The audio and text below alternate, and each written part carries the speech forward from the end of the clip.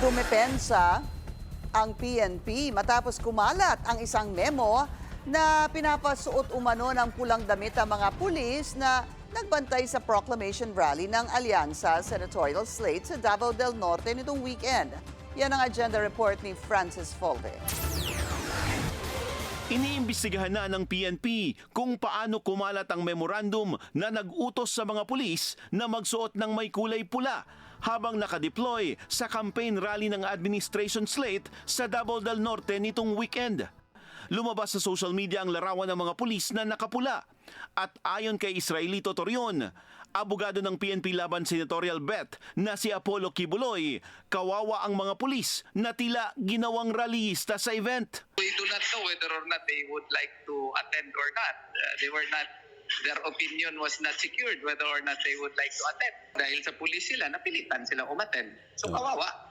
May nag-text sa akin, sir, ayaw lang magpakilala na isa doon. We can understand siguro na ginawang security na pero kung ginawang security, dapat may baril sila at saka naka-uniform. Pero yun kasi, iba talaga ang purpose. They were ensuring na meron silang tao at pina-t-shirt ng pula.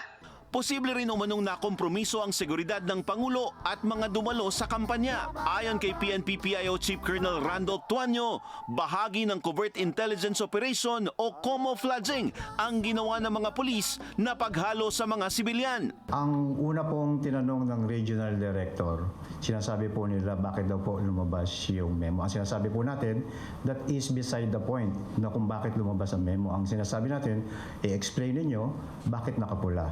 Yun po ang sinabi ni Regional Director na estratehiya ng Police Regional 11 para po makapag-camouflage po doon sa activity na nangyayari po nung araw na yun. Dagdag pa niya, normal naman itong ginagawa ng mga intel operatives. Nagpaalala rin si Tuanyo sa mga pulis na papabor sa personalidad o kandidato ngayong eleksyon na posible itong masuspinde o masibak sa serbisyo. May kaparusahan din sa naglabas at nagsapubliko ng confidential document ng PNP. Suportado ni Lanao del Sur 1st District Representative Sia Alonto Adyong at One Rider Party List Congressman Rodrigo Rog Gutierrez ang hakbang ng PNP. I think it is normal procedure for camouflaging. I don't think not anything prohibits the PNP to, especially given the fact that the president is, present.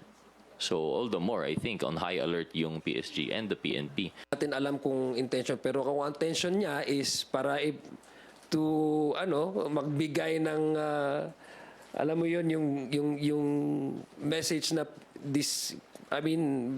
breaching security protocol, that's going to be another issue for the PNP to really decide on how they would proceed.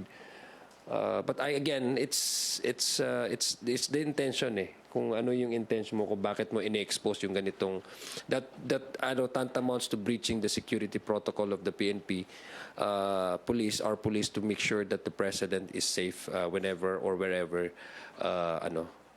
he is. Naglabas na rin ang Davao City Police ng pahayag at hinimok ang publiko na huwag makibahagi sa pagpapakalat ng maling impormasyon. Giit pa ng PNP na nanatiling apolitical at non-partisan ang hanay ng mga pulis.